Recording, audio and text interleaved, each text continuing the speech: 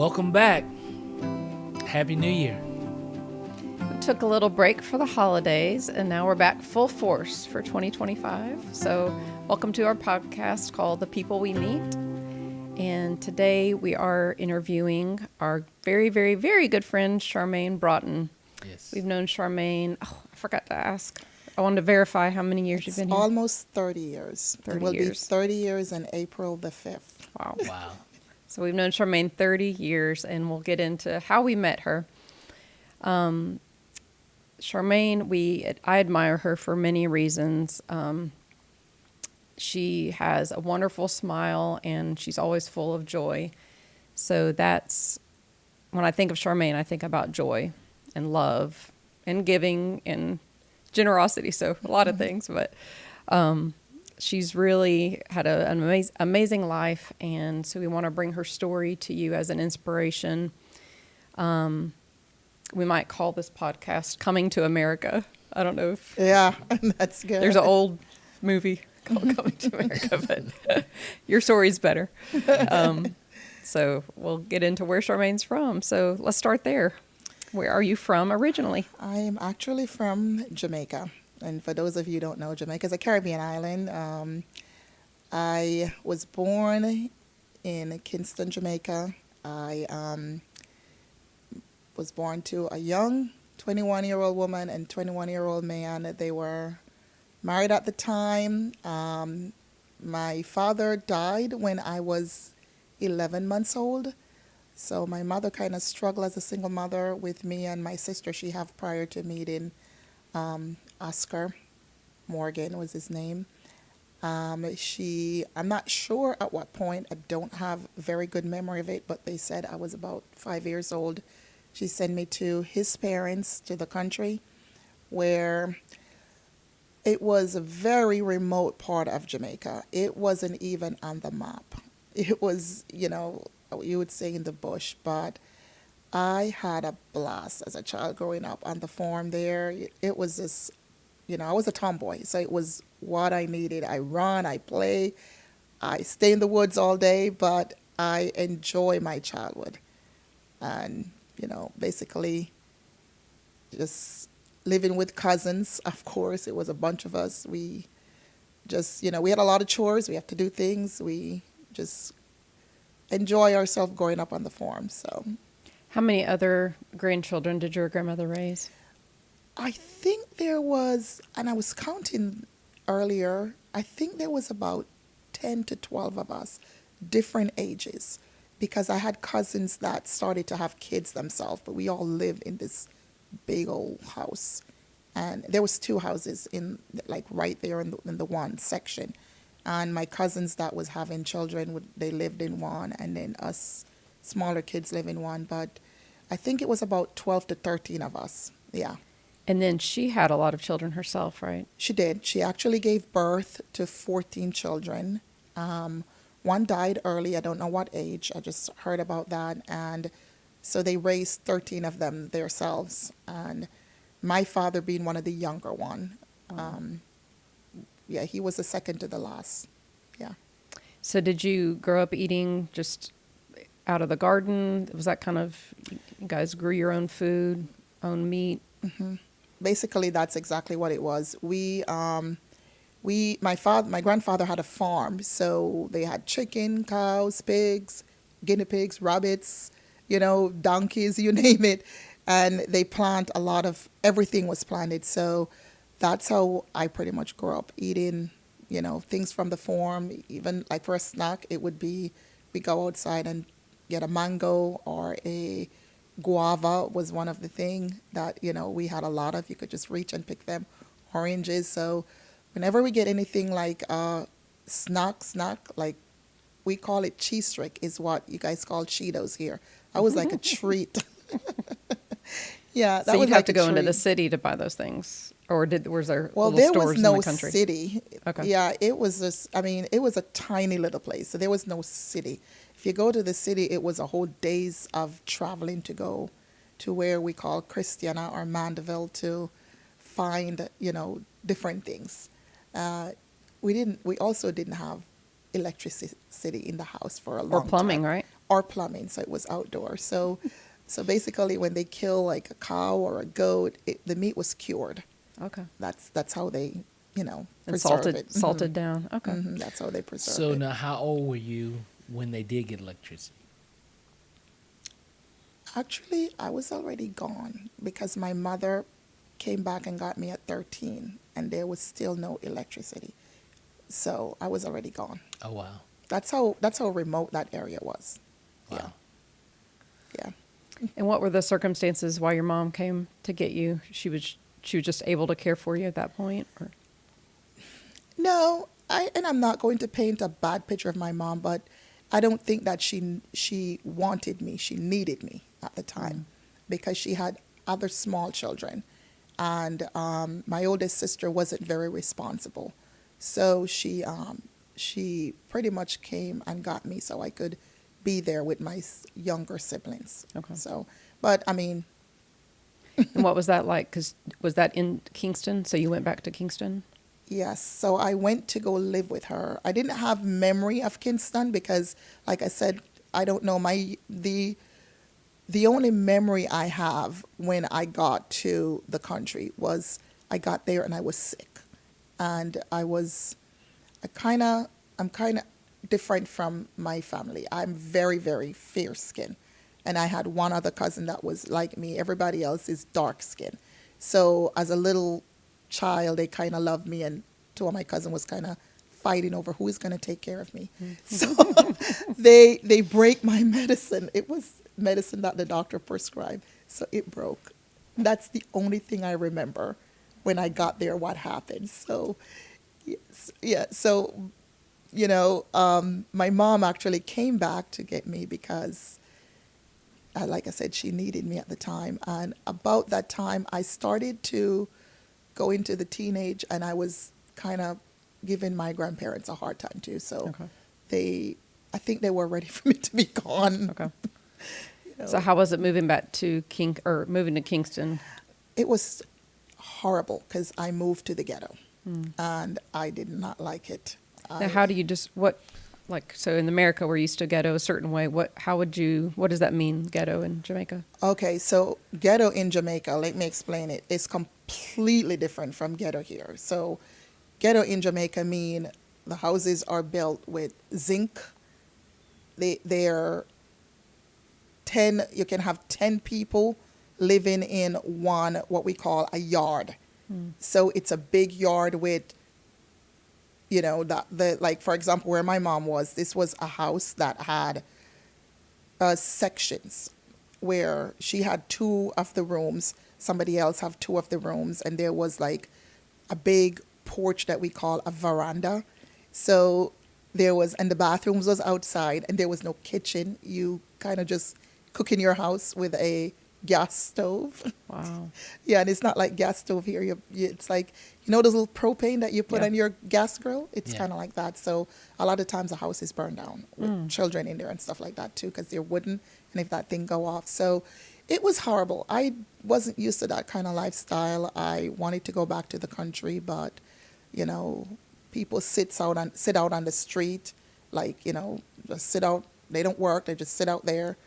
You see the guys rolling weeds, smoking just right there in front of you. So that's what the ghetto look like. It's dangerous. There's a lot of gunshots, fighting, stuff like that. So. And then so from that time, you kind of took care of the younger kids. Yeah. And then how old were you when you got your first job?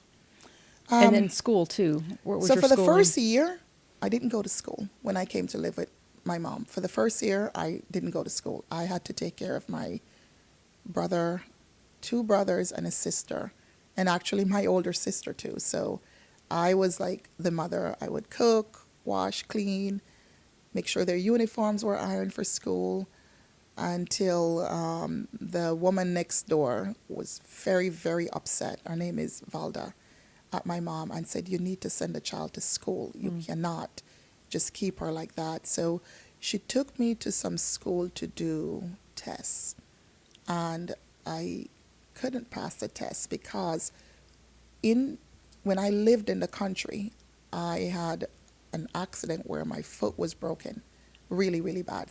And I was in the hospital for several months. So my entry in school was delayed.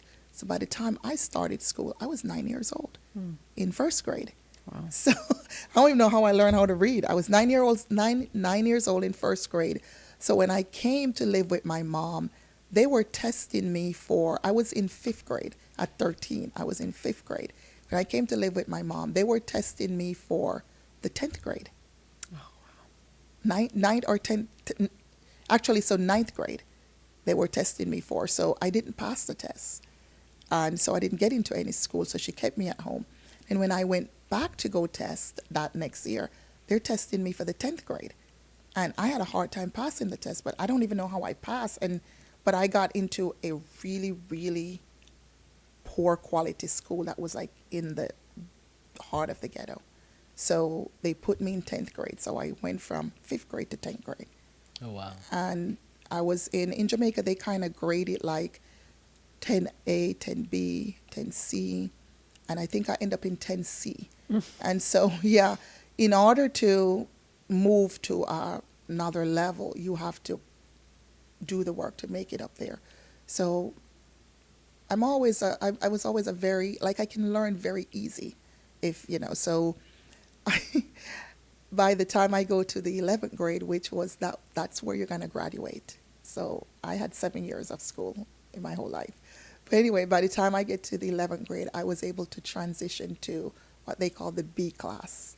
So, and, because I learned very quick. Wow. Yeah, so, but I was very devastated going to school because I don't know if it was a thing about me why the teachers liked me, but they would give me, responsibilities. And one of my responsibility, I don't remember exactly how they call it, but it's maybe sub-prefect, and you're kind of like the people in charge. It's like managers. So one day I had to go and tell a big mean guy that, hey, you gotta come off the corridor.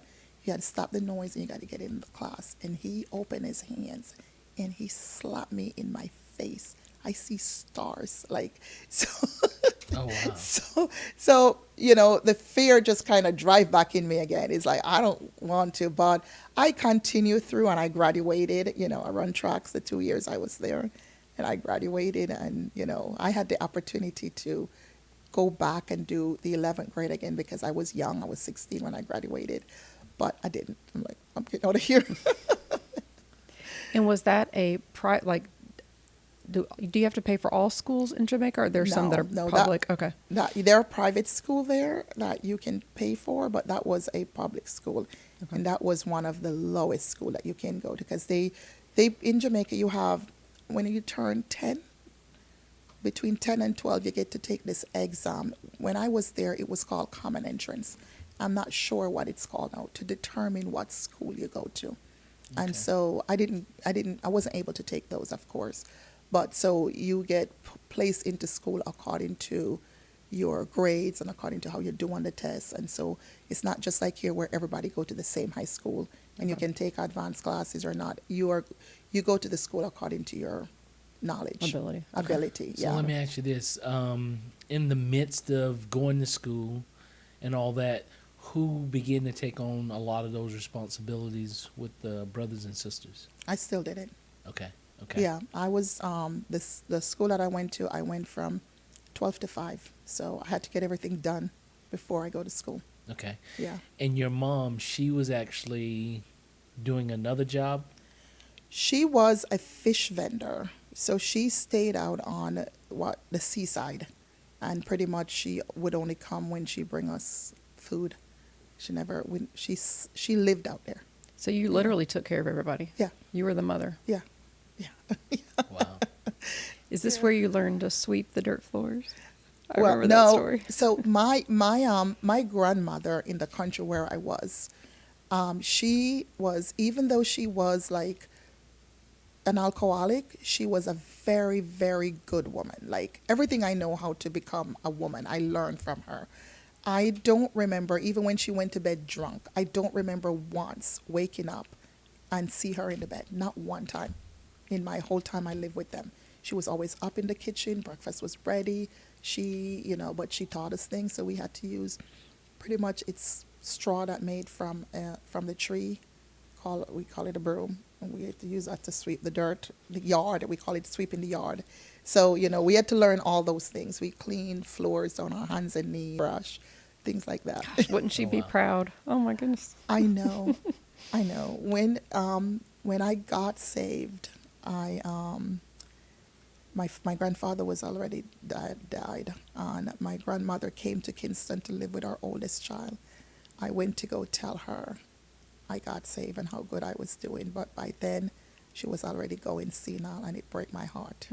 It broke Yeah. my heart really bad because I wanted her to know that Yeah. I'm doing good. Yeah. Yeah, Wow. yeah. Okay, so you graduate high school, and then what job did you have after that? I graduated high school, and then I worked at a restaurant as a waitress. I work at several different places, but I couldn't find a job. It's very hard to find a job in Jamaica. Then I went to work at actually a bar, a club. But I thought it was a normal club when I went to go and I got hired in. But the first night I went to work there, it was a go-go club. It was And a what? A go-go club. Explain. Girls dancing strip club. Oh, wow. Okay. And I freaked out. I'm like, where am I? So I'm like, okay. So, it was. You're a little naive coming from the Yeah, country. I was 18 years old. I was very, very uncomfortable. So that job didn't last for very long, of course. So that Hurricane Gilbert struck, and that job, kind of go away because everything kind of, But the next job I got was actually another bartending job. And it was literally across the street from where Pastor Carnegie lived. The bar was here and they lived right there. So, and my sister had gotten saved and started witnessing to me, and I, start, pushing her away because now I have this job. I was getting paid good because, they would buy me liquor, but I don't drink it. I take the money. So I have a lot of money. I didn't care about her and our God, our Christianity. So we would fight about that. But I remember, we had a lot of fights, and I Okay. remember one time I just slapped her in the face, and she said, "Jesus love you." And I'm like, slapped her again, and normally we would be down on the ground rolling. So, that didn't happen, and I started feeling conviction now. Now, how old was she? We're 16 months apart, so if I was 18, she was 19 and a half. Yeah. Okay. Yeah. Okay. Yeah.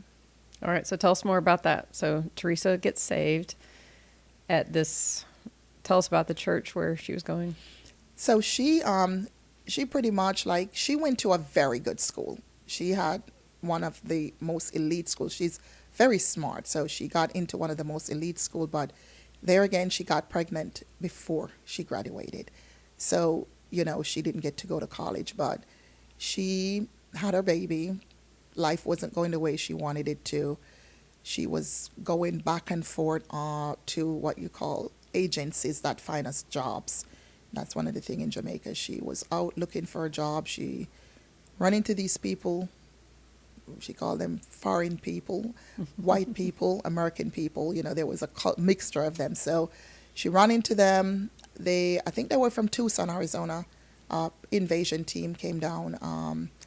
And so they witnessed to her. She prayed, got saved. Our daughter was about 2 then, started going to the church, and I literally could see that, hey, this girl, 'cause she was crazy. One time she punched into a glass and cut her wrist, but I could see that she's different, and I hated it. So I would torment her, of course.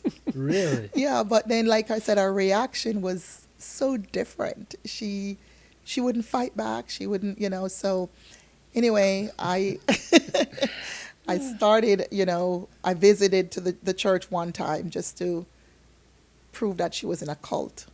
It was like I visited, and I didn't get saved at the time, but I, remember. And I am trying to remember what's the name of the pastor. I can't remember fully, but it was about March.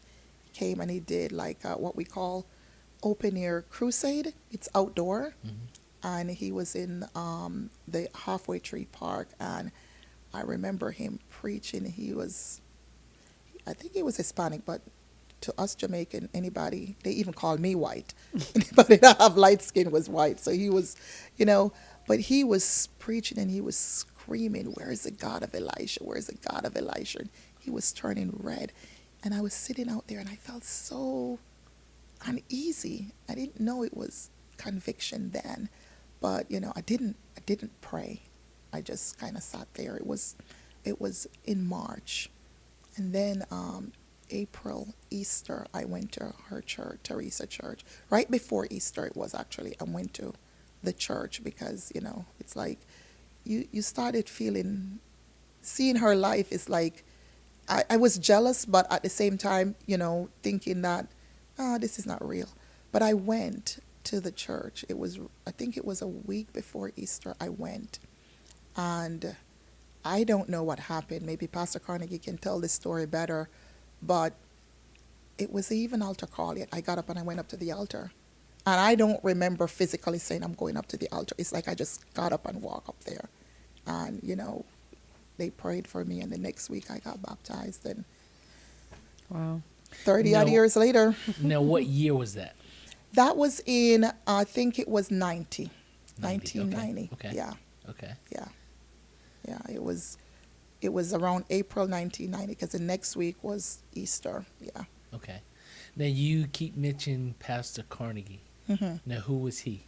So he is a missionary that came to Jamaica. I think they came in 1989 because that's when my sister got saved. And they came from the church. His mother church is in Tucson, Arizona.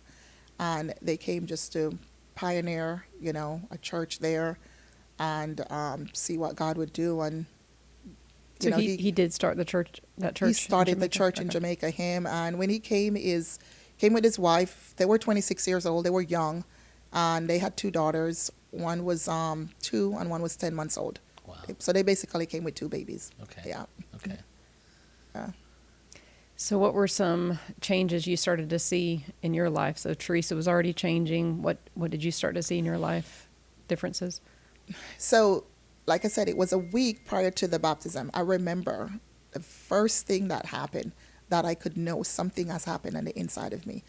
The Saturday before I got baptized, I was cooking chicken soup, and I pick up the lid of the pot, and the steam burned me, and I cursed some bad words, and I felt very unclean, just like, and I remember from that day till today, bad words were gone from me because I said, God, I don't want to say these words anymore, and bad words no more. Wow. Yeah. So that was the first change. The next thing that happened was I did have what I would call anger issue, and when I'm fighting with my sister, like I could kill her. Like I remember one time I almost killed her. I could, yeah. And so that is another thing I know God took away very quickly, because of getting into other fights and argument with other people, and no fight happened.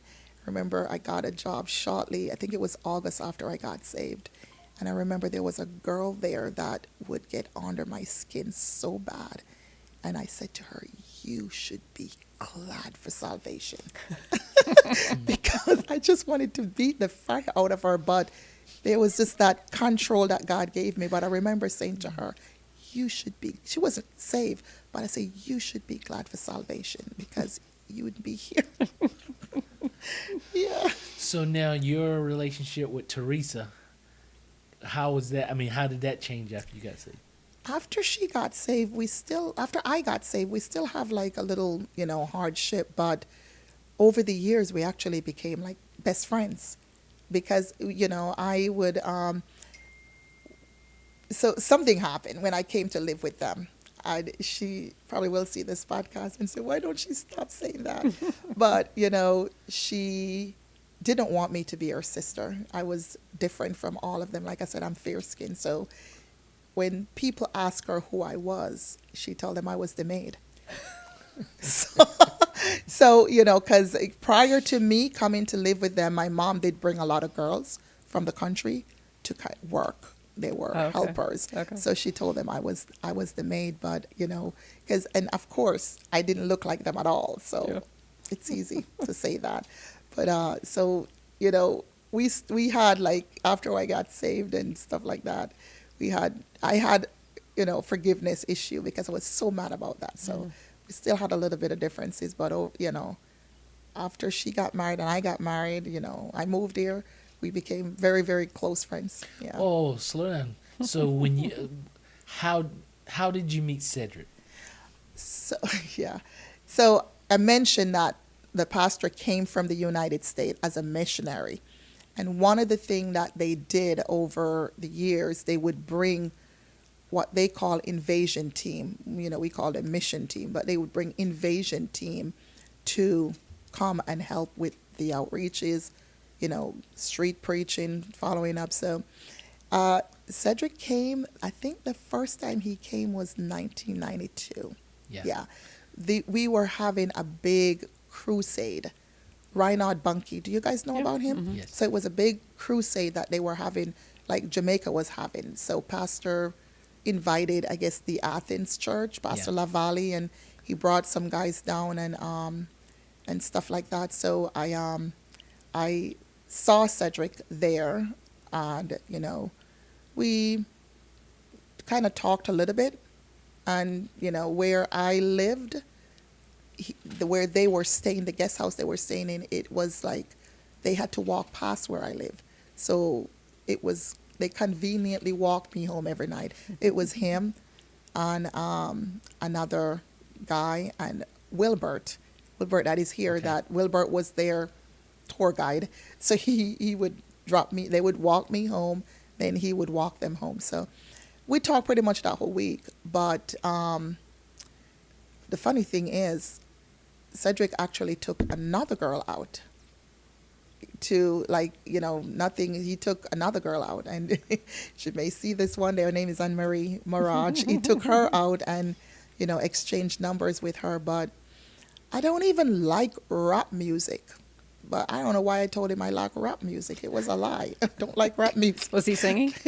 No, he was talking about rap music. okay. So I gave him my phone number at the end of the week and my address, and said, you can send some rap music. Yeah. So he got back and he called me and said, I make it back. And I'm like, why he called me? So anyway, he keep calling because I knew he took Anne-Marie out. So, but, he called again and again and again. And so I'm like, oh, okay. So this was November after he went home. They came in November, and this was after he went home. So the funny thing is, we talk every day. Oh yeah, you talked every Yeah. day. This is before He cell was phones. making $203 a week, and his first cell phone bill for the first month was $600 and something. Not cell phone, home phone. Home phone Yeah, bill yeah. was $600 and something. Yeah. So, I remember that. And so, like, for me, I got saved in July, and I didn't get to go to the that. tea, I yeah. didn't get to come, but I wanted to. And me and Cedric, we were really good friends at the time, and so I can remember the whole process. Okay. From the phone bill, because like we, even before the crusade, going down, we would go to Dunkin' Donut. Oh, And that would be okay. our hanging spot. Me and him, we were both single and spent a lot of time with Edmund Dula and different things like that. And so we were really good friends. And so after he came back from Jamaica, it was just like he kind of kicked me to the curb, because I got to go home, call Charmaine, and but I can remember his grandmother got so upset because of the phone bill. And, for people now, they don't realize how convenient, cell phones are now. And I And can, WhatsApp, which is a free Yeah. call internationally. Yeah. yeah. And so Yeah. I can just remember, and that might have been the biggest phone bill I think but he had some big ones. Yeah. Yeah. Yeah, and we quickly had to learn how to write. So, so we were writing letters, but then one of the bad thing was why the phone bill was so big. I was calling him collect, and yeah, and Oh. because I didn't have a home phone, so I would go to a payphone. Did you know how much it was costing him? No, in our head, everybody who come from America is It's rich, rich. yeah, Yeah, yeah. so Yeah. he's rich. I am talking to a rich guy. So he never told you about the phone bills. No. Well, he did. Like after he started talking about maybe we need to start writing because my grandmother is kind of mad at me because the phone bill is so high. And I'm like, okay. So we came up with a plan. When I call you collect, don't accept the call And call me back. and My, just my call me cousins used to back. do Yeah, that. Yeah. and just call me back. And so that kind of lowered the phone bill, but it was still too high for a person who and I didn't know what he was making until I came here. $203 a week. Like, how are you going to pay a 600 and something dollar phone bill? What are you going to eat? How are you going to pay your bills? Yeah, I Yeah. remember that. Yeah. So how long was that communication? How long did y'all talk? Letters and phone calls? So, uh, funny point is, March of the next year, which would have been 90, he was 92, so March of the next 93. year, 93, he asked me over the phone if I would marry him, and I said, I'm not answering that question over the phone. So it's like, this is November and this is March. I don't even know this guy. I seen him that Yeah. time. So about 2 weeks later, he was in Jamaica.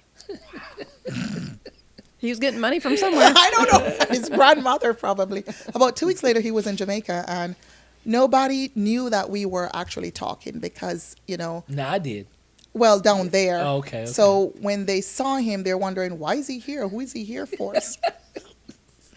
So, then, they find out we were talking. So he came and he asked me then.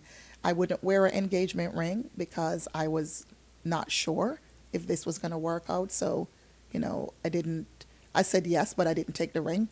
So, which is, people do that in Jamaica. They don't really wear an engagement ring, but I was afraid that, walking around and I was not, my thing was when I'm married, I want to be married till death do us part. So I did a lot of fasting and praying and, just want to make sure that this was the will of God for my life. Yeah. So, the process was 18 months total from the time he asked that question to the time we actually got married. Okay.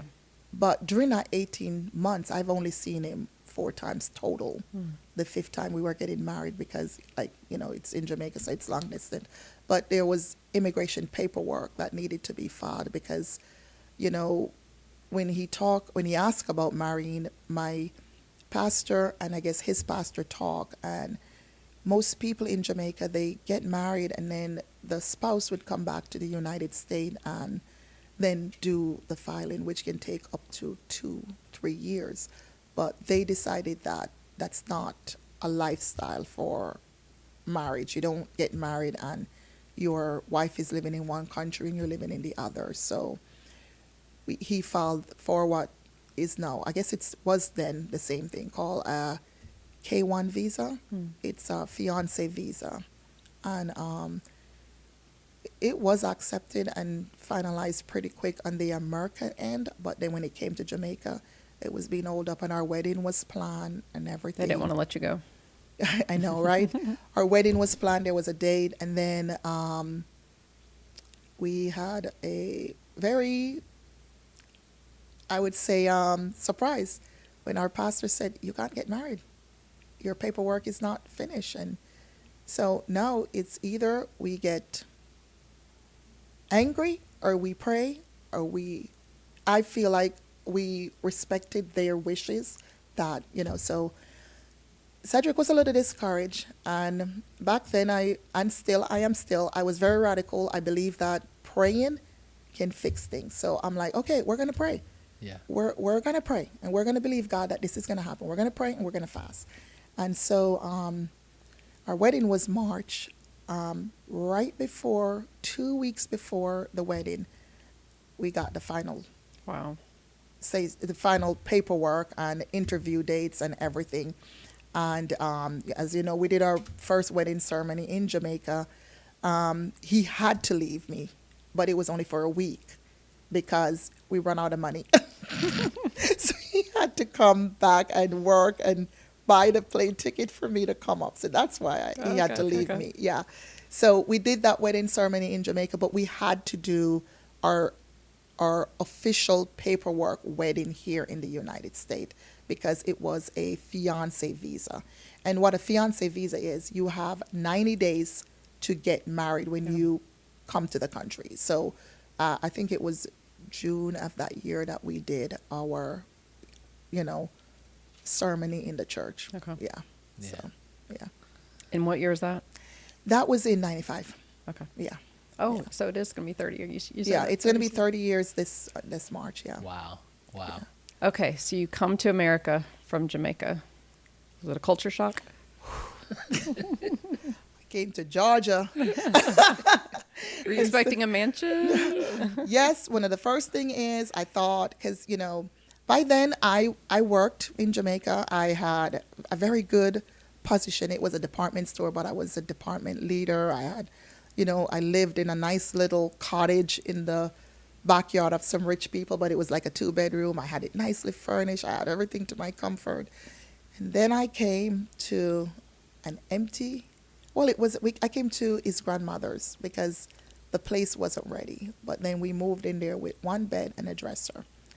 No table, no sofas. We had some pillows that we put on the floor and sit on.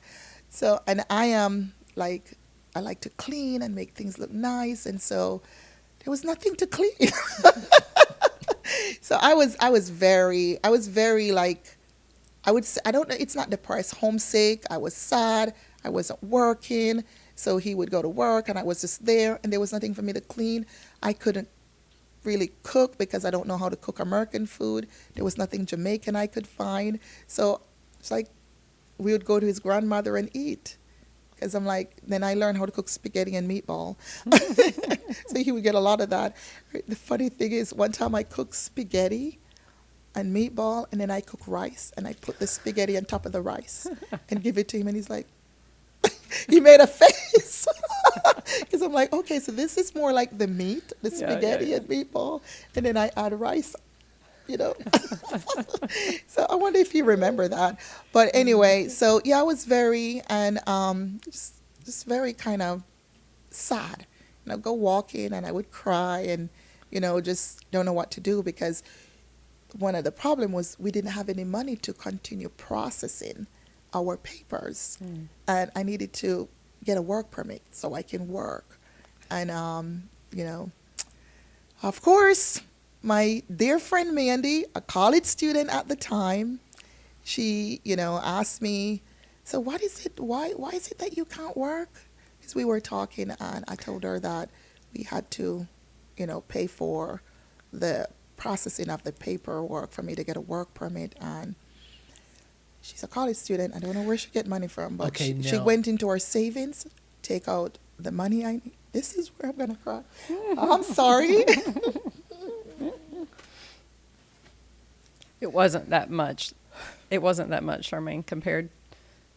It was more than Cedric's week's pay. It was $200 and whatever dollars. Remember, he worked $203 at the time. She brought it to me in a love offering envelope, and she said, I want to give you this. God has put it on my mind. Sorry. You're sweet. I believe you're going to do good here. I believe you're a hard worker. I believe you're going to work. I don't want to do this for you. And I said, but you don't have money. You're a college student. And she said, it's okay. My parents helped me a lot, so I took it from my savings. And I didn't know I was going to cry. I pledged that day that I will do everything I can to work very hard to make her proud.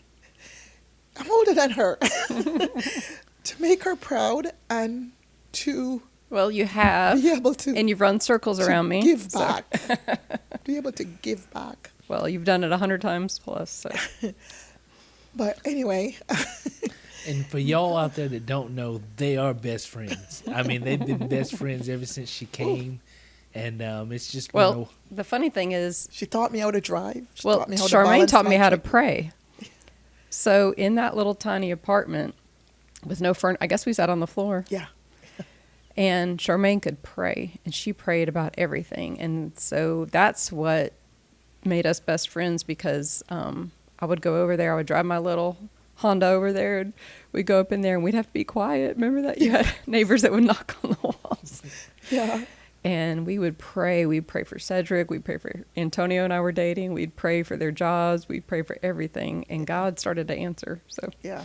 Yeah. then it got fun, because like, wow, we prayed about that. Remember the little old lady in the nursing home? Mm-hmm. So we had that's another neat story, Yeah. but that was a few years later. But Yeah. we had a lot of good answered prayers together. Yeah, we did. So anyway, that was my pledge that, here she is with, in college, she take her money, sacrifice to give to me. And I remember, I think this was in June of that year. The year from April, and, was just kind of not doing much. And, she gave me the paper very quickly. My work permit came in the mail and my social security card. I went and got a job at Chick-fil-A, actually, because Cedric was working at the cleaners at the time, and it was right in the same shopping center, so we would just ride together. I had to be at work at 6 in the morning, and he had to be, we had like a very, very, very old car. It didn't reverse because the transmission was going out, so we usually have to find a place where we can just park, so we can just drive through, and from there. But then, if I can get into this, the old car broke. Now, for a while, you did help him at the cleaners, right?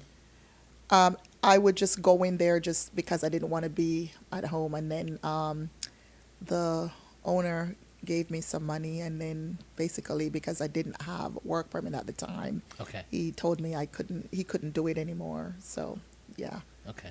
because he didn't want to do anything illegal. So Right. yeah. Then the car break, and we had, we usually go to prayer meeting before we go to work. No, we have no car, no nothing. We started walking from North Avenue to Baxter remember. Street early morning, and so Mr. Martin got news of it, that we were walking, and he had a big blue police car. So he started picking us up and bringing us to the church in the morning, and said, we've come a long way, because now we all have decent running cars, but he had to open the door. They had to open the door for me to get in the back, because it was a police car. So Yeah. then we would stop, and they had to come let me out. Yeah. But I mean, back then to me, it was a nice car. I didn't have problem with it. It's just like, oh, we are getting a ride now. We're not walking. So I was very happy to, get in the car, and go where we need to go. I didn't see it as a old car or ugly car. To me, it was a nice car, and we were just grateful that, we were able to get to work and get back home by our friends. Yeah. So fast forward a little bit. So Charmaine now owns a cleaning business. We'll get into that a little more. It's more than just a cleaning business. It's an amazing business.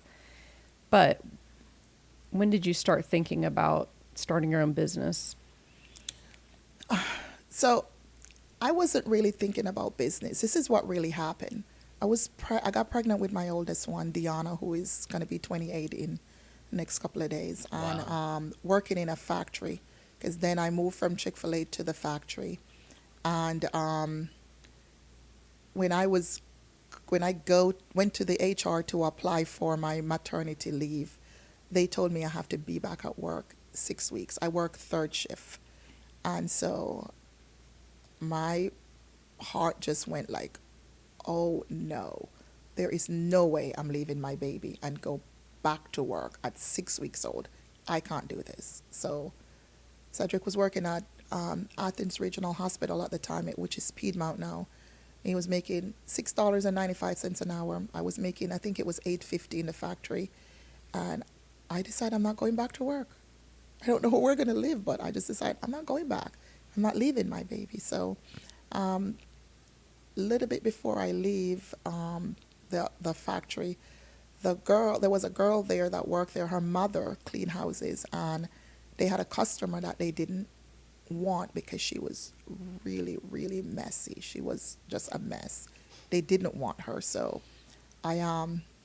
she gave me the lady number, and I didn't call her either, but because I'm like, don't know what I'm gonna do. But then I started, after Deanna was about 4 months old, I started watching kids at home, and I didn't like it because I'm not a homebody, and I couldn't go anywhere because we had one car.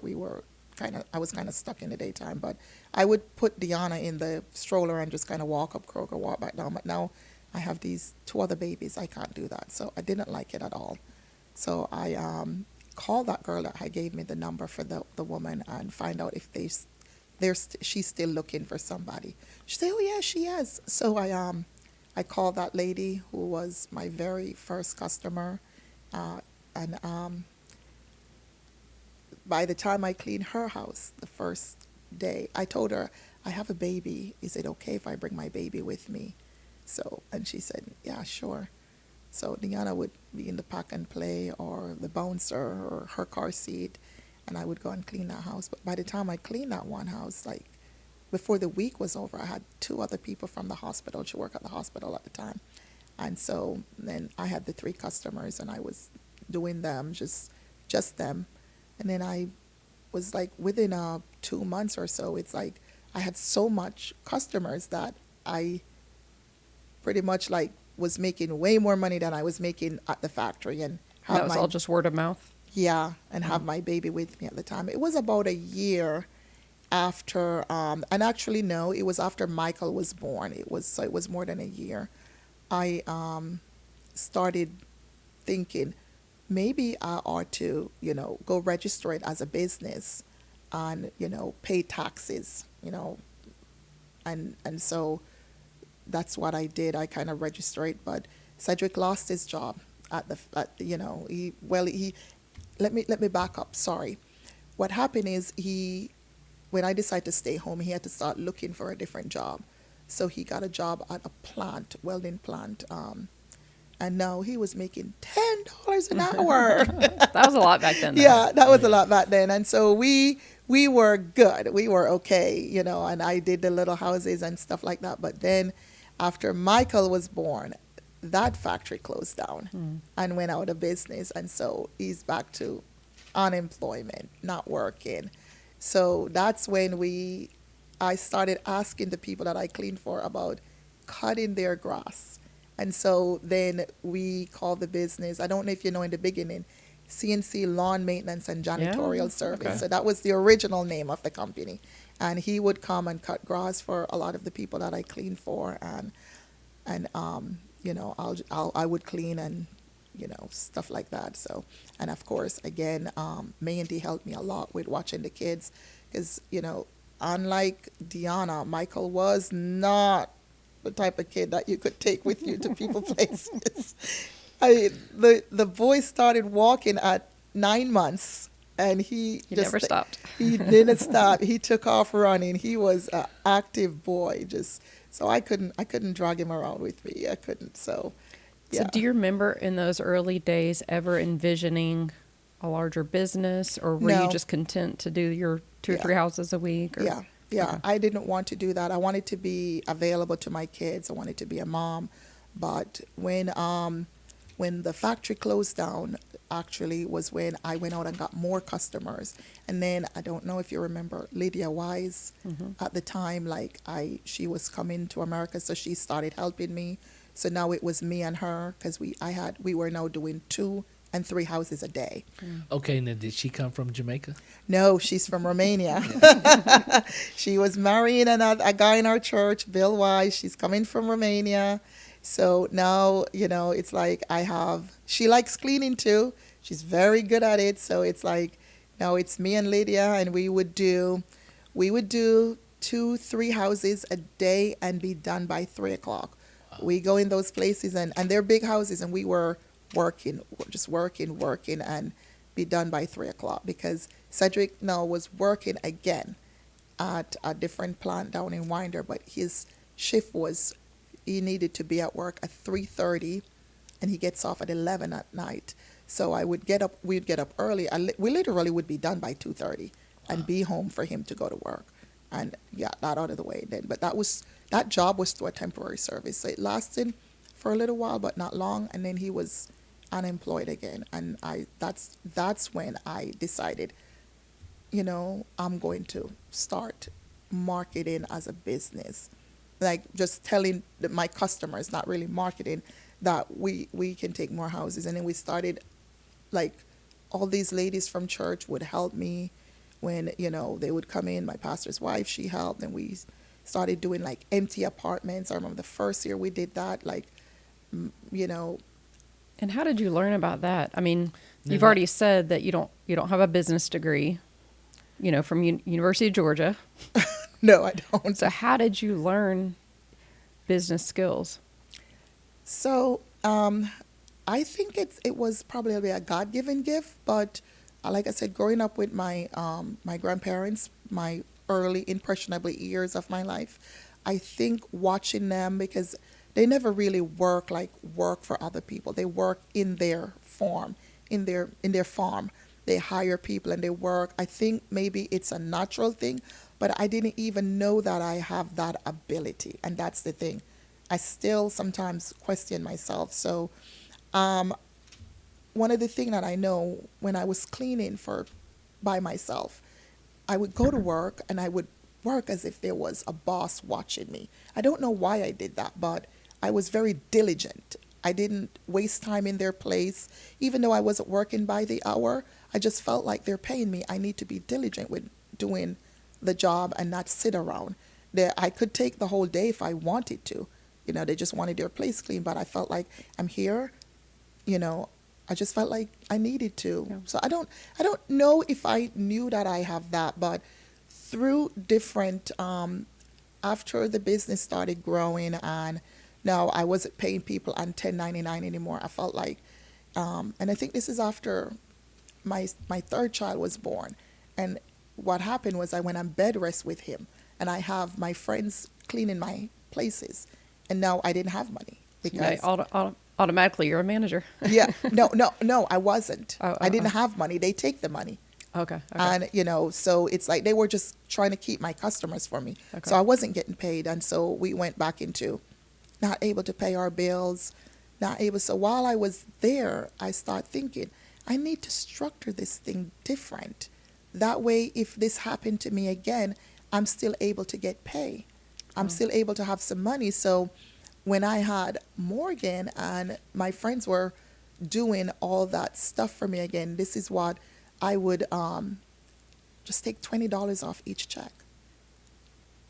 Even then, still, it was nothing. So after I went back to work with Morgan, after Morgan and I went back to work, I decided, no, this is going to be run like a real business. Everybody is going on payroll, and they're getting paid by the hour. And so it was only, even though the business is 26 years old, it was literally like 19 years ago that I put some things in place to where I can reap the benefit of the business even if I don't go out there and work.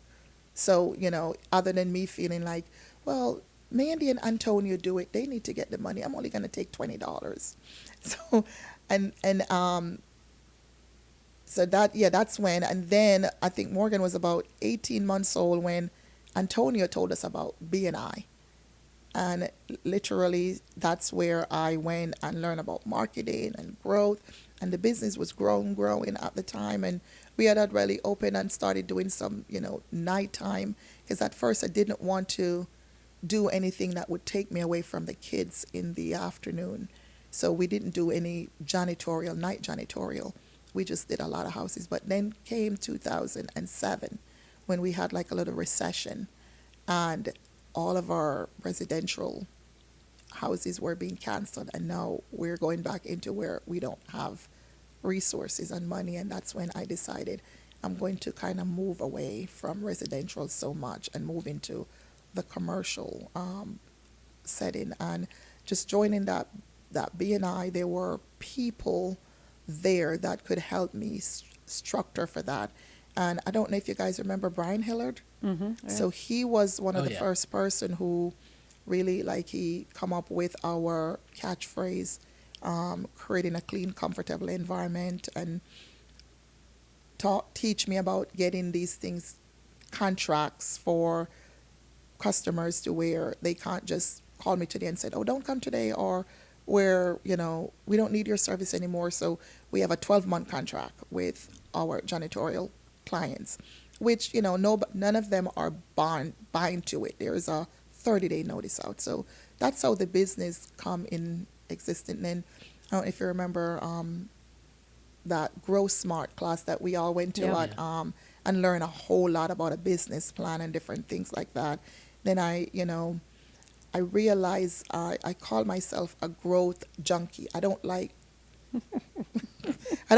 to be That's a in very the good way to say it. yeah, I don't like to be in the same place. Like I find my mind start thinking about different and setting goals and, working hard to achieve those goals. And, so I don't know. God, Entrepreneur. I Entrepreneur. cannot take A natural any credit. entrepreneur. Yeah. And for me, this is what I love about you. Just being inspired by you. It's just like you figured out a way to make it happen. And it's just like every stage, it's just like, well, I don't know, but I'm gonna figure it out. And it's just like every stage that you guys have gone through, you figured it out. And it wasn't like we had all this education, but it's just like you've taken one step after another. I got to figure this out, and that's been really inspiring. Because it's just like a lot of people give up and quit at that point, but you was like, no, it's like I got to make it happen. And just seeing where you were and just all the processes and where you are now, I tell you, it's inspiring to so many people, here in America, Jamaica, just, all over the world. Tell Yeah. us about some of your current contracts. So you've gone from cleaning one house per week to what are your current contracts? So, we like you said, gone from cleaning one house per week to having contracts with places like the University of Georgia. We do everything for the athletics department: the football, the baseball, the basketball, the softball, track and field, everything that you can think of. Where athletics is concerned, we do that. We also have contracts with like the University Board of Regents. We have contract with, we just pick up the new Aiken Ford contract. So after every event that they Huge have, arena. I went by there the other day. arena, It's yeah. huge.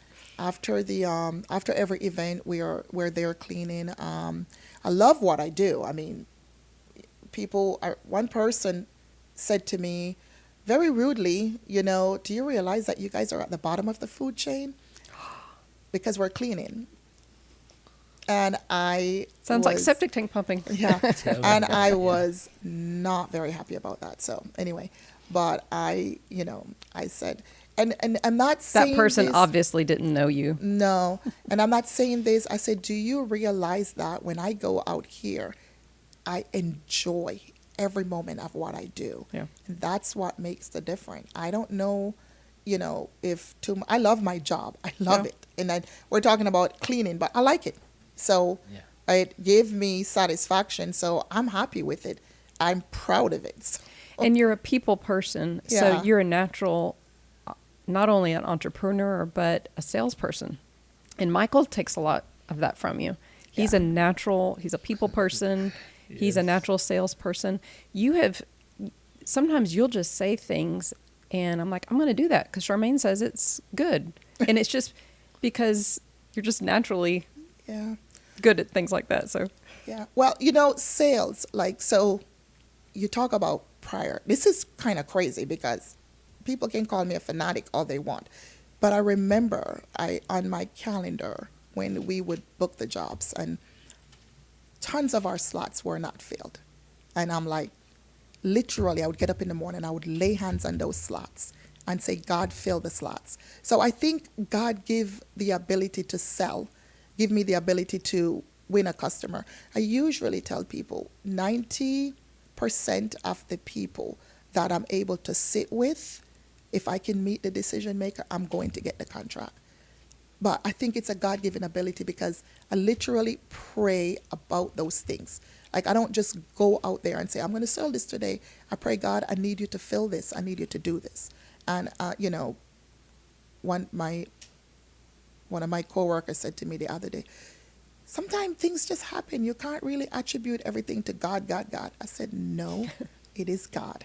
Yeah. In my life, I know it is God. Yeah. Because, like I said, I came from a very remote, I grew up in a very remote part in Jamaica. No dreams of me coming to America at no point in time.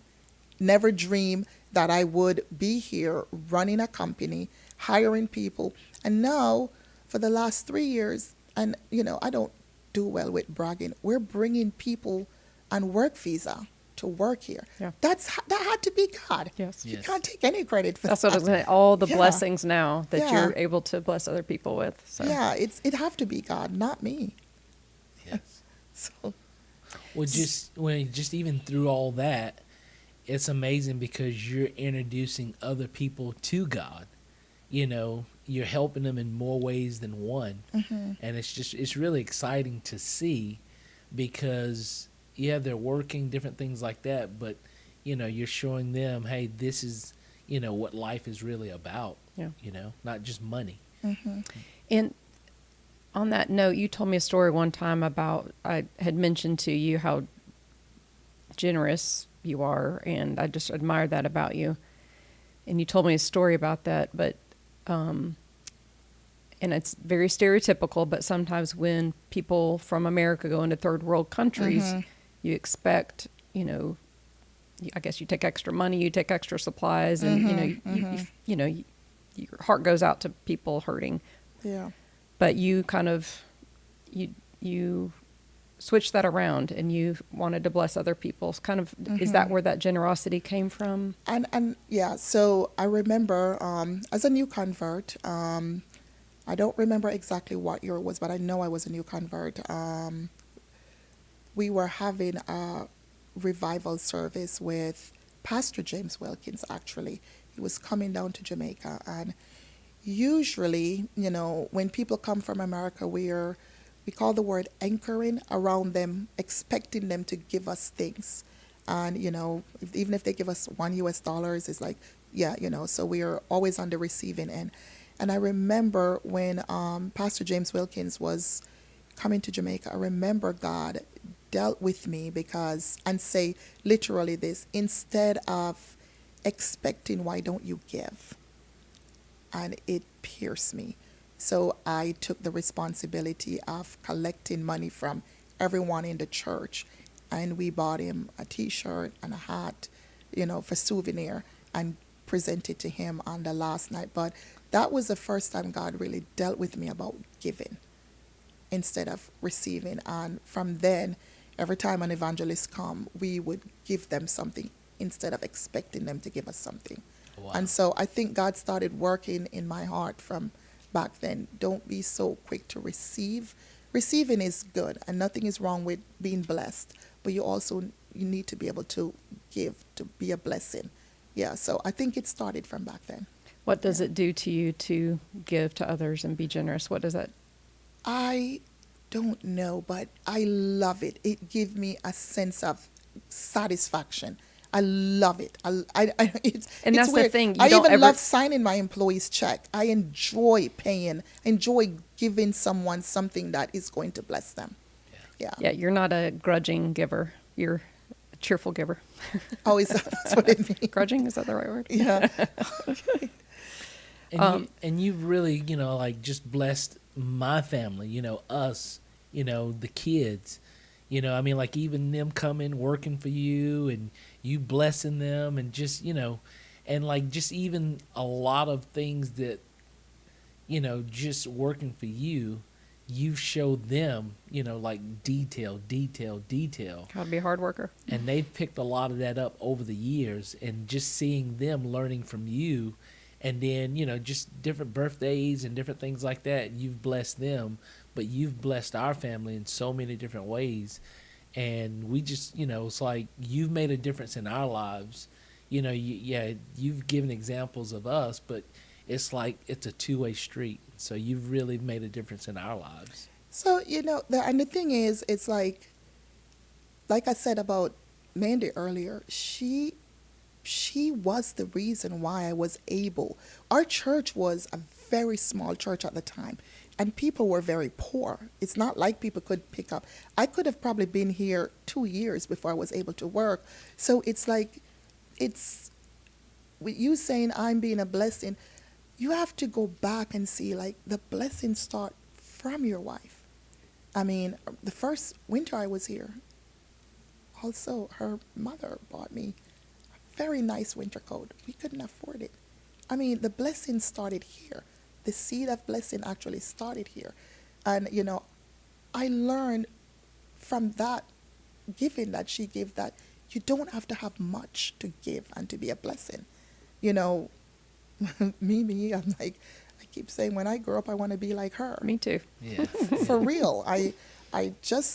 She's an amazing woman. I mean, for her to, she didn't know me, but she blessed me. So that blessing, and even with Mandy's parenting, like I said, I have kids before her. She's older than me. I learned a lot from her. A lot. Well, I that's what I was watch going to her say about. parenting skill, and I'm like, I grudge it. Well, I was going to say that about your kids. You've have 4 kids that are all very hard workers. You and Cedric are hard workers. You've passed that down probably without even trying to instill it in them. They've just seen it in you guys. So they're all wonderful people. They all have great personalities. They're all people persons, Yes. if that's a yes. word too. So you've done a wonderful job. So that was kind of my next thing. As a mature Christian, what is, in your walk with God, how has that developed over the years? Your prayer time, your devotional time, what changes have you noticed? Seasons of life? So, so as you know, we all go through seasons and different seasons, but one of the things that I have been constant with, no matter how my life is remembering that God is in control. And so when life get rough, when marriages get rough, when marriage get rough, when raising children get tough, it's like literally I pray. I'll be driving and sometimes I'm so busy. Like, I mentioned to you the other day about sometimes having to catch up on Bible reading. But I always try to find a little time to talk to God, because I just believe that God can fix it. I believe if you put Jesus in the midst of everything, He can fix it. And so that's basically my thing, is like when my kids were a little and I was raising them, like I said, my grandmother was a very good grandmother, but they never went to church.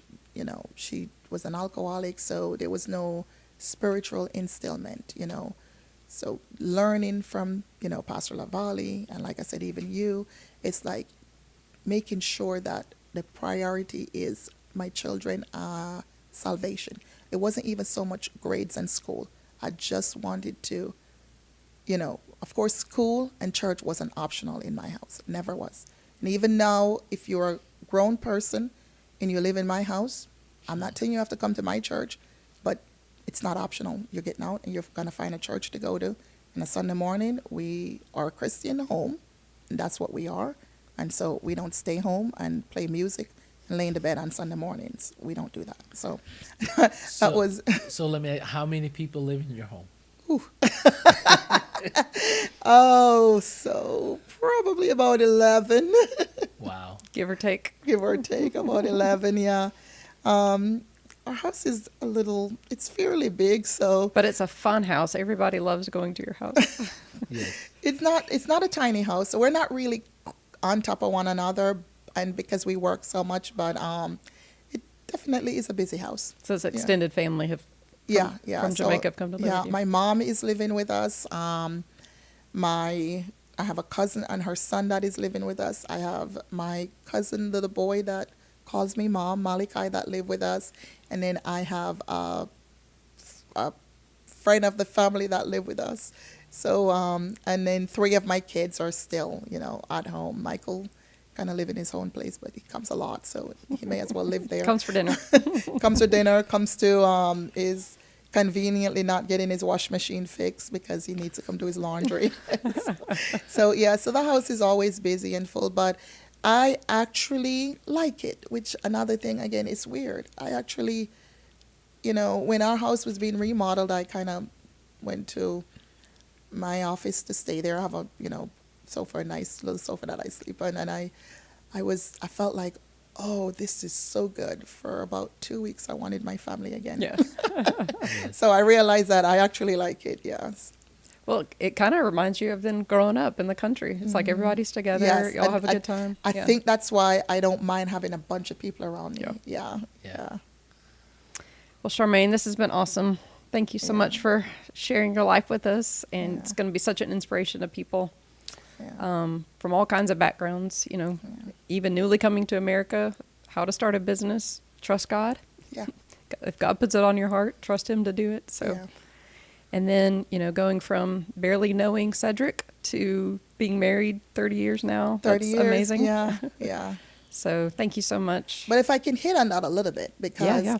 just a little bit, because one of the thing is that, in today's world is people don't realize that when you're marrying, yes, you're marrying a partner.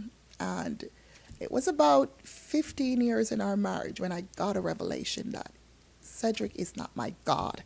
He is my husband. Yeah. And that's when I learned to lean on God versus expecting all of my emotional needs to be fulfilled by Cedric, not disrespecting my husband, but we are all human beings, and there are things that our husband are not able to do. They are trying their best to meet our emotional and our, needs, but we have to realize that there are the places in our life that only God alone can fulfill.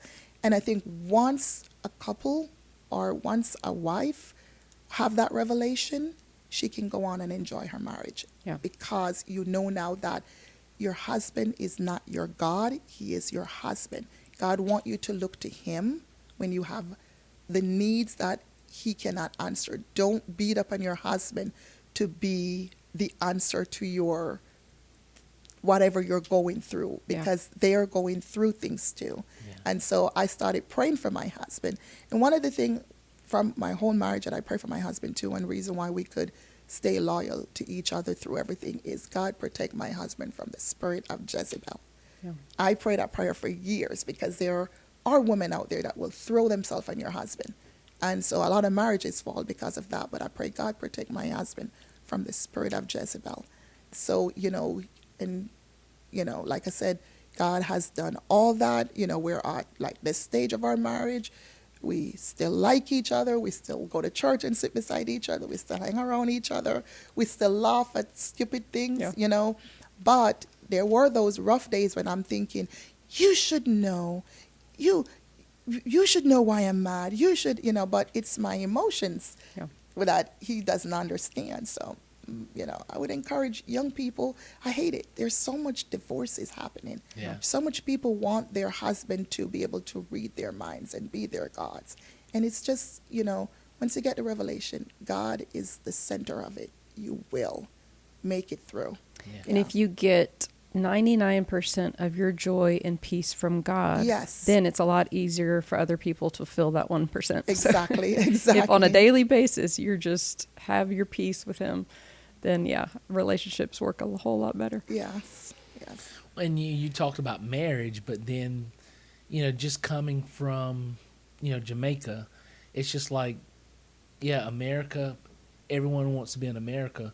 But what would you say to those out there that's in America or Jamaica, all over the world? What would you want to say to them? Well, honestly, like I said, there was no dream of me coming to America prior to meeting Cedric. But I personally believe that God can bless you wherever you are. So, if you're thinking that my life is going to be better if I come to America, I think your life can be good if you're in Jamaica, Haiti, Africa, if you put God first. Yeah. I was living a very good life prior to married to Cedric. I had a good job, you know. Maybe I'm not gonna say America hasn't opened the doors to me for a wider, opportunity. It certainly has, because if I was in Jamaica, starting a cleaning service wouldn't be a thing.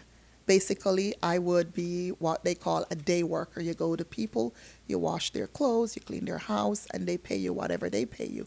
It's not you saying, "Hey, my services are this price and that price." So there are great opportunities here, very good opportunities. But I believe God can bless you wherever you are. Yeah. Yeah. Yes.